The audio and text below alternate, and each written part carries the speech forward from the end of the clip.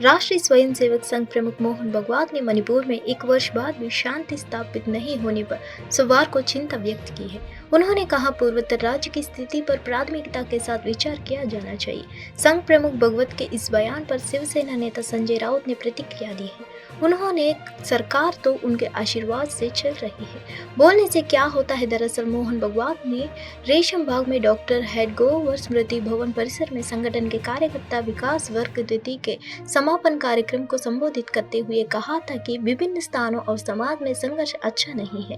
भागवत ने कहा, मणिपुर पिछले 1 साल से शांति स्थापित होने की प्रतीक्षा कर रहा है।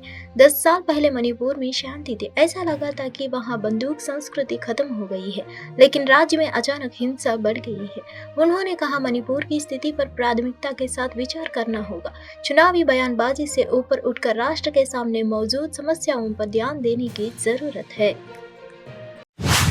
उत्तर प्रदेश की योगी आदित्यनाथ सरकार में लोक निर्माण विभाग के मंत्री जितिन प्रसाद ने अपने पद से इस्तीफा दे दिया है।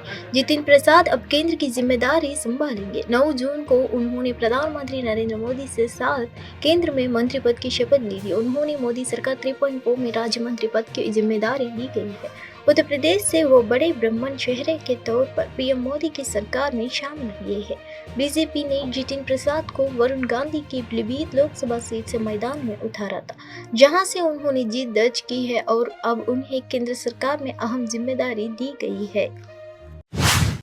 मोदी के मंत्रिमंडल में विभागों का बंटवारा कर दिया गया है। विभागों को जब से बंटवारा किया गया तब से ही विपक्षी गठबंधन सरकार के बंटवारे को लेकर आलोचना कर रही है। बार बार भारतीय जनता पार्टी को लेकर उसके सहयोगियों के साथ भेदभाव करने का आरोप लगा रही है। विपक्ष के इंडिया ब्लॉक ने सोमवार को प्रधानमंत्री नरेंद्र मोदी के मंत्रिमंडल में विभागों को आवंटन को लेकर भारतीय जनता पार्टी और उसके सहयोगियों पर फिर निशाना साधा है। विपक्ष ने दावा किया कि पार्टी के राष्ट्रीय जनतांत्रिक गठबंधन के सहयोगियों के साथ अनुचित व्यवहार किया गया है। कांग्रेस नेता जयराम रमेश ने दावा किया कि पीएम मोदी ने महाराष्ट्र के अपने सहयोगियों को नीचा दिखाया। कांग्रेस नेता ने कहा कि एकनाथ शिंदे की शिवसेना को सिर्फ 1 राज्य मंत्री मिला है, जबकि जीतन राम मांझी, चिराग पासवान, एचडी कुमारस्वामी को सरकार का समर्थन करने वाले सांसदों की कम संख्या होने के बावजूद कैबिनेट में जगह मिली है। वहीं इस बंटवारे को लेकर आरजेडी नेता तेजस्वी यादव ने कहा कि बीजेपी ने एनडीए सहयोगियों को झुंझाना थामा दिया है। नीट यूजी 2024 की परीक्षा के रिजल्ट को लेकर विवाद जारी है। इस बीच सुप्रीम कोर्ट ने मामले में दायर याचिका पर सुनवाई के दौरान परिणामों के आधार पर होने वाली काउंसलिंग पर रोक लगाने से इनकार कर दिया है। याचिकाकर्ता ने दलील दी कि पूरे मामले में पारदर्शिता नहीं बरती गई और हम इसको लेकर जवाब चाहते हैं। इस पर कोर्ट ने कहा कि हम नेशनल टेस्टिंग एजेंसी से नोटिस जारी कर जवाब मांगते हैं और मामले की अगली सुनवाई जवाब आने के बाद 8 जुलाई को करेंगे।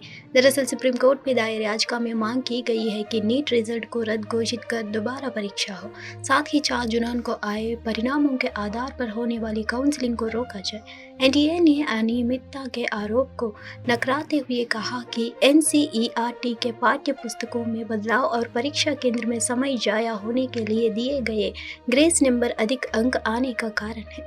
हाल ही में एनटीए ने बताया कि शिक्षा मंत्रालय ने ग्रेस नंबर पाने वाले 1500 से अधिक अभ्यर्थियों के परिणामों की समीक्षा के लिए 4 सदस्यीय समिति गठित की गई है।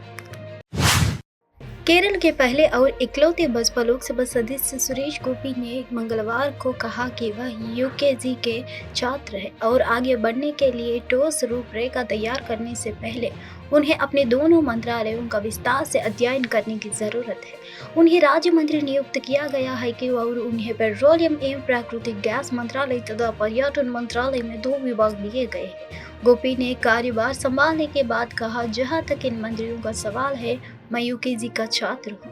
कृपया मुझे दोनों मंत्रियों का अध्ययन करने के लिए कुछ समय दें। इस मौके पर सुरेश गोपी टेट केरल धोती पहने हुए थे और मंत्रालय के उनके वरिष्ठ मंत्री हरदीप सिंह पुरी ने उनका स्वागत किया है। नए मंत्री ने कहा, मैं अपने मंत्रालय का विस्तार से अध्ययन करूंगा और प्रधानमंत्री नरेंद्र मोदी तथा अपने वरिष्ठ मंत्री की मदद से हम एक ठोस रूपरेखा तैयार करेंगे ताकि दोनों मंत्रालय उचित दृष्टिकोण के साथ आगे बढ़ सके। उन्होंने पदभार संभालने के बाद त्रिशूर के लोगों को भी धन्यवाद दिया। उन्होंने कहा कि पेट्रोलियम एवं प्राकृतिक गैस मंत्रालय के अधिकारियों ने उन्हें बताया है कि नए मंत्री के गृहनगर कोल्लम में तेल के भंडार है। बीजेपी के नए अध्यक्ष को लेकर बड़ी खबर आई है। बताया जा रहा है कि नए अध्यक्ष की नियुक्ति तक जेपी नड्डा ही अध्यक्ष बने रहेंगे। सूत्रों के मुताबिक बीजेपी में अध्यक्ष का चुनाव सितंबर तक होने की संभावना है। कार्यकारी अध्यक्ष की नियुक्ति तक जेपी नड्डा पार्टी और मंत्रालय दोनों काम साथ साथ देखते रहेंगे। जेपी नड्डा 2019 लोकसभा चुनाव के बाद जनवरी 2020 में बीजेपी का राष्ट्रीय अध्यक्ष बने थे। नड्डा का बतौर बीजेपी अध्यक्ष कार्यकाल जनवरी 2023 में खत्म हो गया था, लेकिन लोकसभा चुनाव को देखते हुए उनके कार्यकाल को जून 2024 तक बढ़ा दिया गया था। लेकिन अब चुनाव हो गया है और नड्डा को कैबिनेट में जगह दे दी गई है। ऐसे में बीजेपी को नया अध्यक्ष मिलना तय माना जा रहा है। नड्डा के कैबिनेट में शामिल होने के बाद यह तय माना जा रहा है कि बीजेपी को नया अध्यक्ष मिलेगा। हालांकि इस रेस में कई नाम शामिल है। इनमें एक नाम विनोद तावड़े का भी है।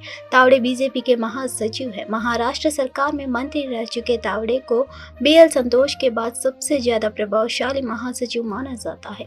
वे मराठी है। इस रेस में बीजेपी ओबीसी मोर्चा चीफ के लक्ष्मण का नाम भी है।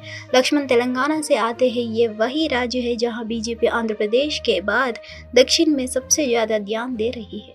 बीजेपी अध्यक्ष की रेस में सुनील बंसल का नाम भी शामिल है, जो वर्तमान में महासचिव है। साथ ही साथ वह पश्चिम बंगाल, तेलंगाना और उड़ीसा जैसे 3 राज्यों का इंचार्ज भी है।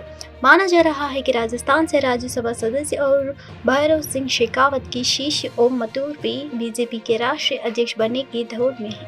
मथुर को चेहरे पर मुस्कुराहट के साथ अपनी बात कहने के लिए जाना जाता है। वह RSS के प्रचारक रह रहे हैं। PM मोदी के गृह राज्य गुजरात के प्रभारी भी रह चुके हैं।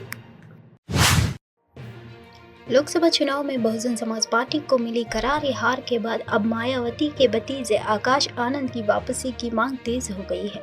सोशल मीडिया पर #आकाश आनंद 2 दिन तक ट्रेंड करता दिखाई दिया है। बसपा समर्थकों का कहना है कि उन्हें फिर से पार्टी को कोऑर्डिनेटर जैसे अहम जिम्मेदारी मिलनी चाहिए। बसपा को मजबूत करने के लिए आकाश आनंद की वापसी जरूरी है।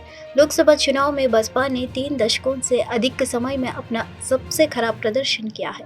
ज्यादातर सीटों पर बसपा तीसरे नंबर की पार्टी बनकर रह गई है और उसे सिर्फ 9.39% ही वोट मिल पाए हैं। बसपा का वोट बैंक भी खिसककर इंडिया गठबंधन के साथ चला गया। ऐसे में बसपा के सियासी भविष्य को लेकर भी कई तरह के सवाल उठ रहे हैं। आकाश आनंद की वापसी की मांग करते हुए एक यूजर ने लिखा कि मायावती जी, आप किंग मेकर है। समाज आपसे दूर क्यों जा रहा है?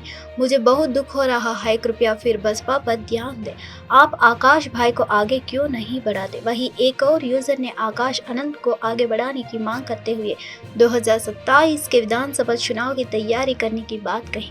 बहुजन समाज पार्टी की पिछले कुछ चुनाव में लगातार वोट प्रतिशत में गिरावट देखने को मिल रही है।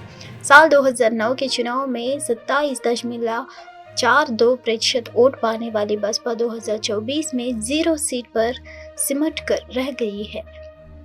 नागीना जैसी पारंपरिक सीट पर भी आज़ादा समाज पार्टी के नेता चंद्रशेखर आजाद ने बीजेपी, सपा और बसपा को हरा दिया है। यहां बसपा चौथे नंबर पर रही और बसपा प्रत्याशी को सिर्फ 13,272 वोट ही मिले हैं। मायावती ने आकाश आनंद को नेशनल कोऑर्डिनेटर और अपना उत्तराधिकारी बनाया है। लोकसभा चुनाव के शुरुआती 2 चरणों में आकाश आनंद ने जमकर चुनाव प्रचार किया। उनके आक्रामक अंदाज से युवाओं को प्रभावित किया और पार्टी में एक नया जोश भरने का काम किया।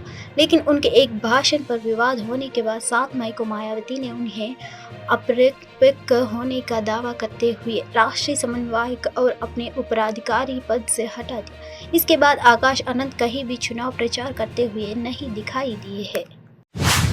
संसद का विशेष सत्र 24 जून से 3 जुलाई तक हो सकता है। सूत्रों ने बताया कि 18वीं लोकसभा के लिए चुने गए नवनिर्वाचित सांसद 24 से लेकर 25 जून को शपथ ले सकते हैं। इसके अलावा लोकसभा स्पीकर का चुनाव 26 जून को होने की संभावना है। केंद्र सरकार की तरफ से पहले लोकसभा के अध्यक्ष के पद के लिए एक सांसद का नाम प्रस्तावित किया जाएगा। सरकार के प्रस्ताव के अगर विपक्ष सर्वसम्मति से स्वीकार कर लेता है तो चुनाव नहीं होगा। ऐसा नहीं होता है तो विपक्ष भी अपनी ओर से एक उम्मीदवार खड़ा कर सकता है। राष्ट्रपति द्रौपदी मुर्मू दोनों सदनों के यानी लोकसभा और राज्यसभा के संयुक्त सत्र को भी संबोधित कर सकती है। राष्ट्रपति मुर्मू अभिभाषण के जरिए केंद्र की मोदी सरकार के तीसरे कार्यकाल के एजेंडे को पेश करेंगे। वहीं कांग्रेस सहित अन्य विपक्षी दल संसद के विशेष सत्र के दौरान केंद्र सरकार को कई मुद्दों को लेकर घेर सकती है। हाल में कांग्रेस नेता राहुल गांधी ने नीट यूजी मेडिकल प्रवेश परीक्षा विवाद को लेकर पीएम मोदी पर निशाना साधते हुए कहा था कि वह संसद में छात्रों की आवाज बनेंगे। दरअसल इससे पहले नरेंद्र मोदी ने रविवार को लगातार तीसरी बार प्रधानमंत्री पद की शपथ ली। पीएम मोदी के साथ 60 से ज्यादा मंत्रियों ने भी पद और गोपनीयता की शपथ ली। प्रधानमंत्री ने सोमवार को नवनियुक्त मंत्रियों के बीच विभागों का बंटवारा कर दिया है। इसमें राजनाथ सिंह को रक्षा मंत्री, अमित शाह को गृह मंत्री, निर्मला सीतारामन को वित्त मंत्री और एस जयशंकर को विदेश मंत्री के पद पर बरकरार रखा है।